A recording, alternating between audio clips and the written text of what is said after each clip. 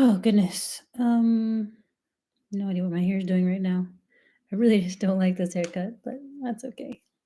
Everything's temporary, right? Um, so anyhow, uh, you know, I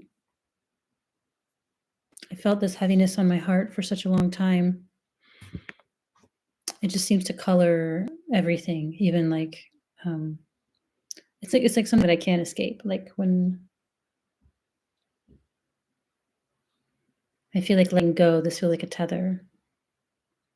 When I feel happy, this feels like a weight, a lead weight. Um, in my counseling session today, we talked some about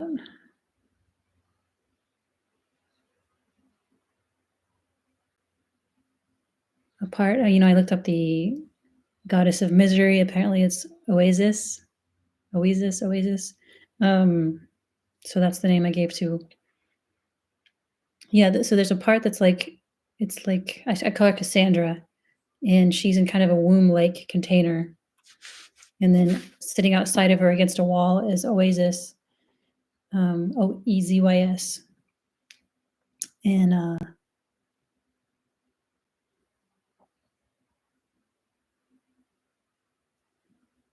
she has the sense that she's responsible for, I guess, fixing the world, making things safe for Cassandra and safe for everyone. I thought I had kind of escaped the kid who thinks they're responsible for their parents' divorce and they think they have to keep the peace and all that kind of stuff. Like, I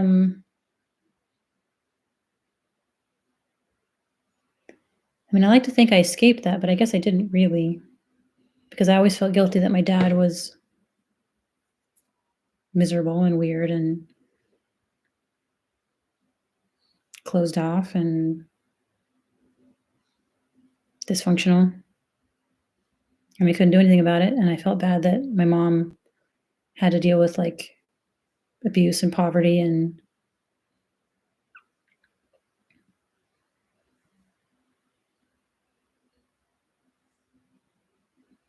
like at least I could be a good girl. I could be quiet. I could not need anything. I'm sure she would laugh to hear that description. Because kids eventually ask for the name brand jeans and stuff. But, um, like I got the stupid pink glasses because they were the cheapest ones, even though I hated them. But I hated all of them. So it was like, might as well get the cheapest ones. But I especially hated those. Uh,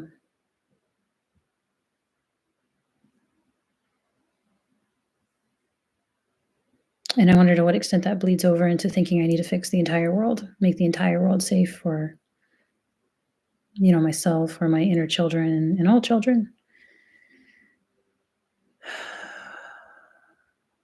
And, I'm sure it wasn't helped that I lost so many pregnancies. Um, you know, all the pregnancies have been quite early, like before 10 weeks. But, when there's a buildup of so many weeks, hopes and dreams and, with IVF, it's a huge process. And then the process feels like it takes forever.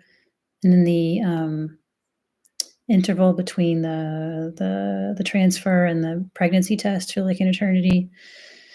And then that waiting and hoping it's gonna stick feels like its own eternity. And then when it goes wrong or, are you just waiting around for a miscarriage, that feels like an eternity. And, meanwhile, you've had time to imagine, to sort of like, I found it impossible not to look ahead toward due dates and, you know, what the future might be, what my May is gonna look like next year if everything goes well. My May babies. Um, and then to have that just crushed over and over again over the course of years, I was really, really shut down. I wasn't grieving properly. Maybe I didn't believe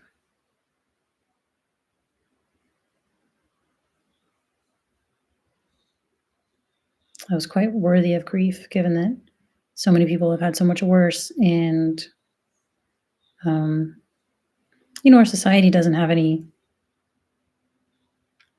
rituals or recognition for this kind of grief, and you're just expected to carry on,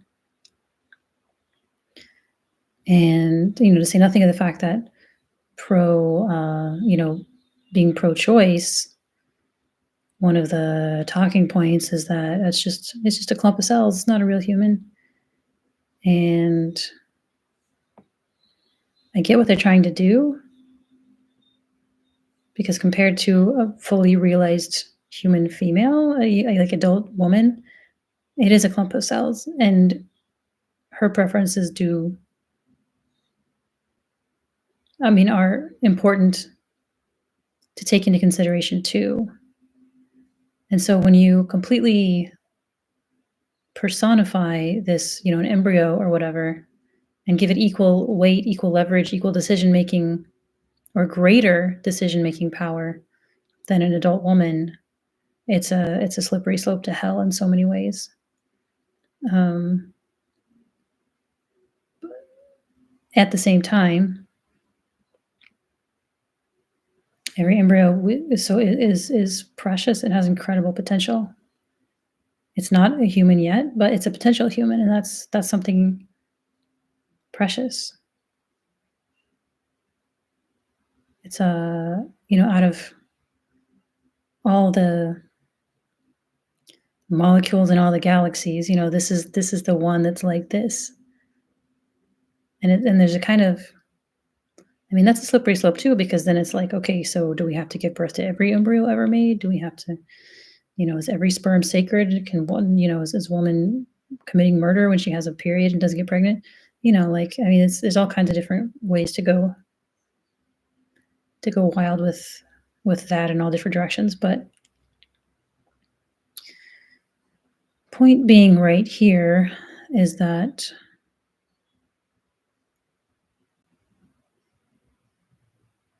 there wasn't a good space for me to grieve those losses, which were devastating.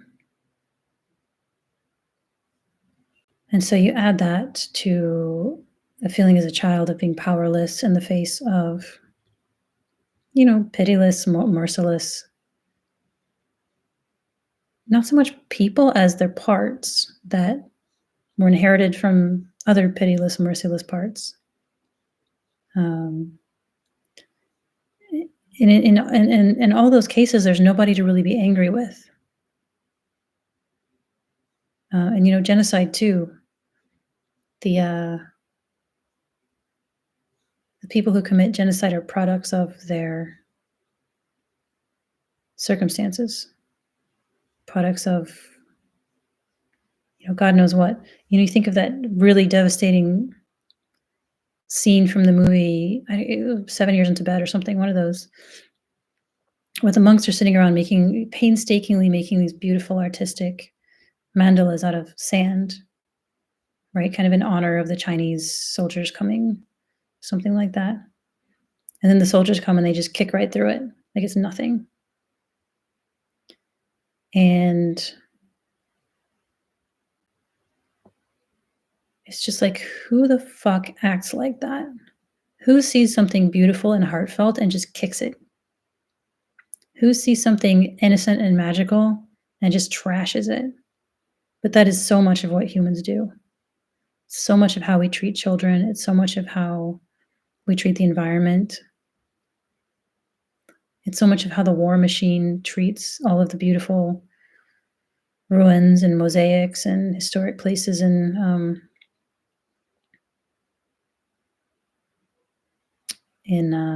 the Middle East. We just trash everything. And how dare we? And then you have quadcopters picking off children in Gaza. Just these perfect little beings who never hurt anyone. and they take glee in murdering them, the same way that the Chinese soldiers just kicked right through those, you know, beautiful offerings, or the way Columbus came to, you know, the Caribbean and just was like, "Oh, these people are really nice. That's stupid," and just wiped them off the face of the earth, took their stuff.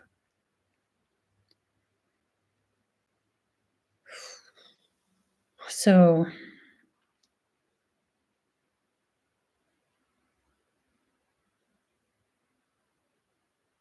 so somehow I have to accept that I live in this kind of world. Not as in like, "Okay, this is good. I'm not gonna ever challenge empire again."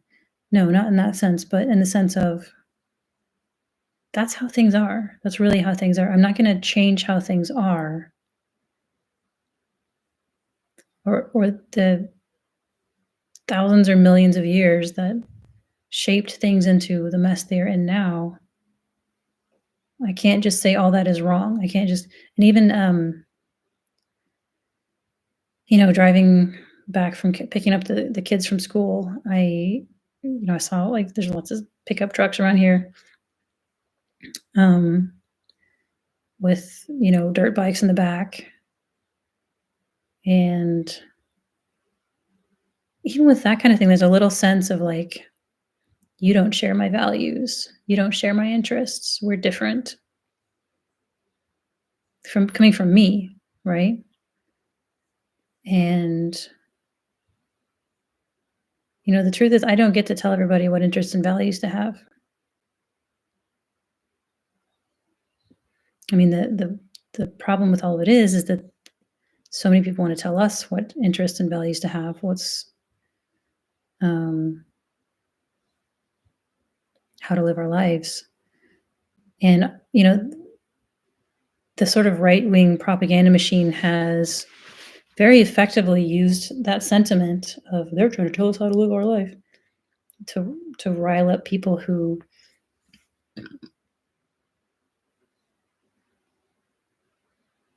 have felt the effects of neoliberalism for the past 40 years and have seen the effects of neoconservatism for the past 40 years and seen that both parties, and they don't even know these words, right? But they've seen that things are going bad, going in really unfair directions, and they don't realize why.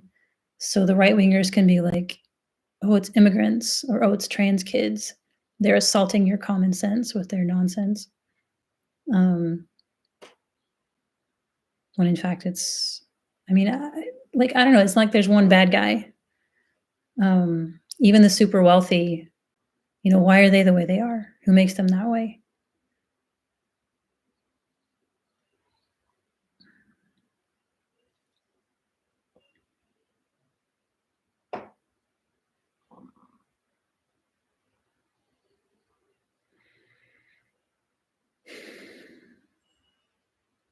So today I really worked on taking all those things that make me sad or angry and letting the sadness and the anger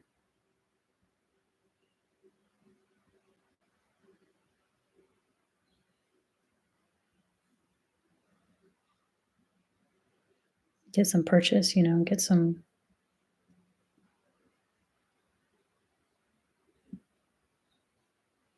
like sink all the way into it.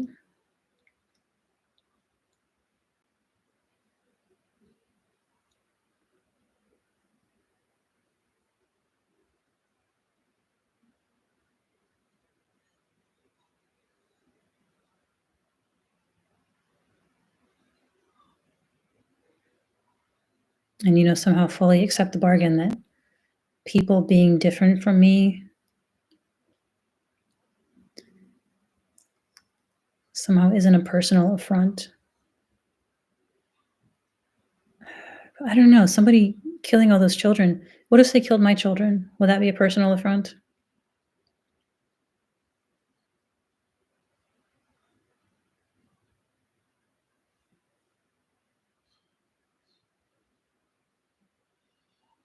I don't know, it seems like somehow we have to find a way to accept the bargain, which is this is the universe.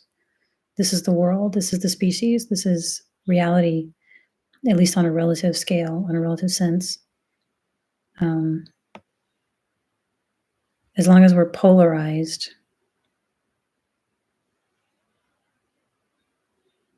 I mean, I've just seen it. I've seen the effect it has.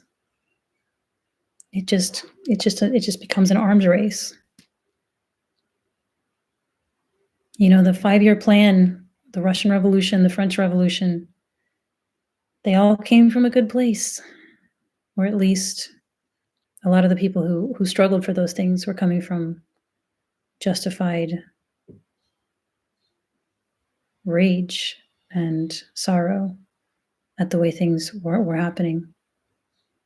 And I mean, who knows? Maybe on the scale of things they needed to happen, or on the order of 100,000 years, it's the best thing that could have happened.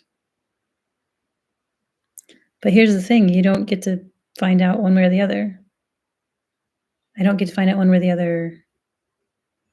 Like I was saying yesterday, even if Jesus or the Buddha has a positive or negative impact, maybe in 100,000 years there'll be an answer, but maybe not. I mean, things can change on a dime, so you don't know this. It's indeterminate, good or bad. And somehow we have to share this world. And it's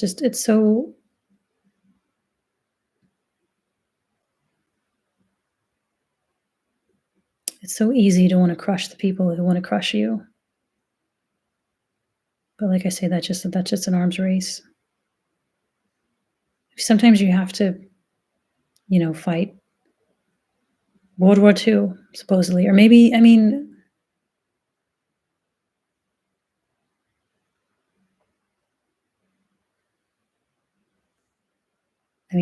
if the Nazis had won World War II or had just taken over Europe, everybody laid down their arms and let the Nazis do whatever they want. Would that have been? Don't get me wrong, I don't like Nazis. And the Holocaust is the greatest crime in history. On the scale of the genocide of Native Americans and so many genocides.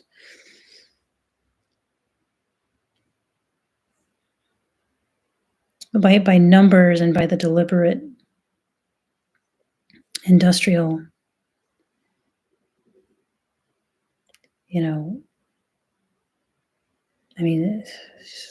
this hands-on processing of humans, it's horrible. It's horrifying.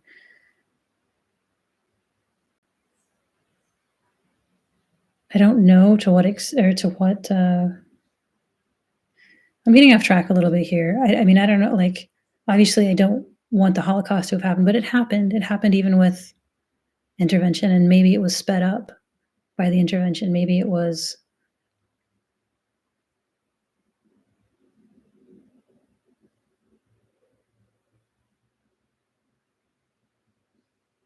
or maybe if they had one, they would have gone everywhere in Europe and killed every single Jewish person, every single Roma person, every single disabled person. That's possible too. In which case,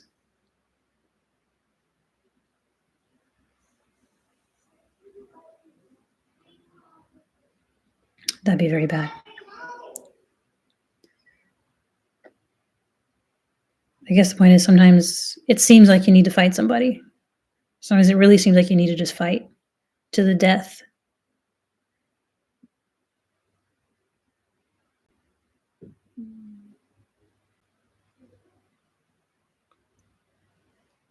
I guess the hope is not to get to that point. The hope is to find ways not to keep ending up at that point. So to keep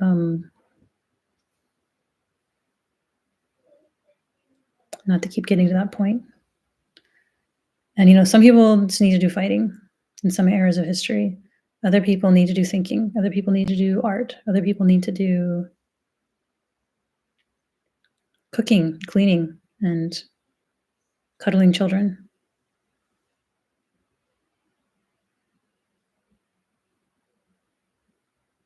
Those things need to get done one way or another.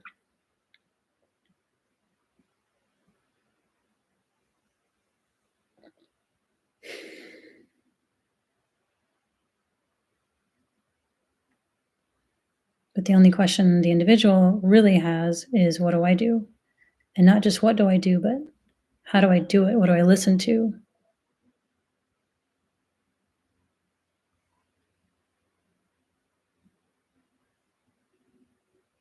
And my intuition now is to go as deep as I can into healing.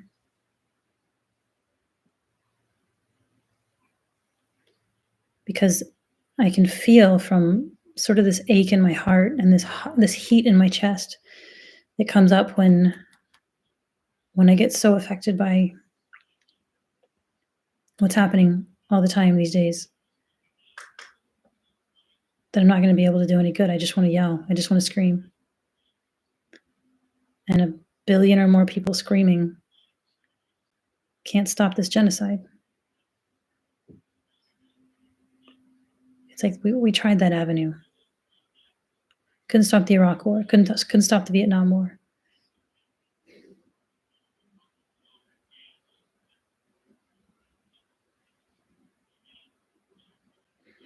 The powerful have us pretty locked out. They have their power structure pretty locked in.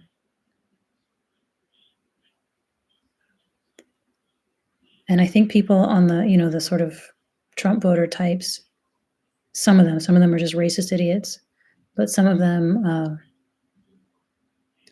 can sense that things are just going wrong. They're going downhill. They're getting decadent. They're losing track of basic values. And they think the answer is to go back to the 1950s, whatever the fuck that means, rather than try to figure out a way to move forward. And believe me, I'm the first to say that a lot of, liberals, progressives can be decadent, disorganized, self-involved,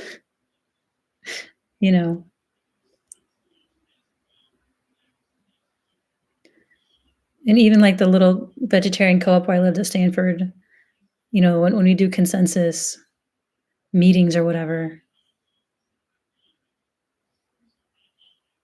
sometimes we'd kind of end up in a pretty good place. And sometimes people would be nice and take turns. One person would maybe filibuster this time and then somebody else filibuster the next time. Or somebody could this time say, I don't care which room I live in, but next time I'd really like to live in this particular room.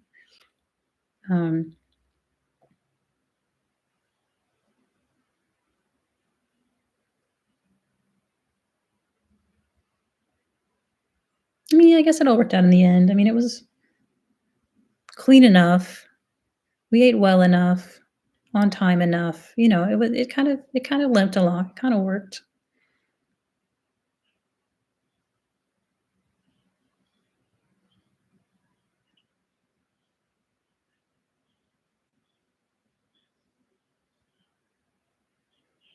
But other times you're like, could somebody tighten this ship a little bit, maybe? You kind of like, can we get a manager in here or something who actually knows what they're doing?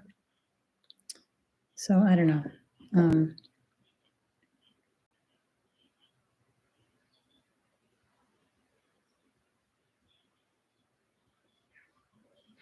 I guess, like I said, there's no rules. Things just kind of do what they do until they don't work anymore. And usually it takes some kind of crisis to get people out of whatever grooves they've got stuck in. But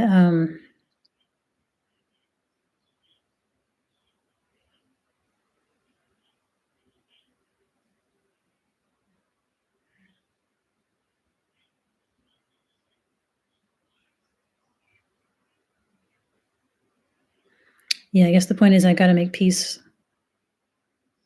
I've got to fully accept this universe, not as I want it to be, but as it actually is. And that's requiring some passing through real grief.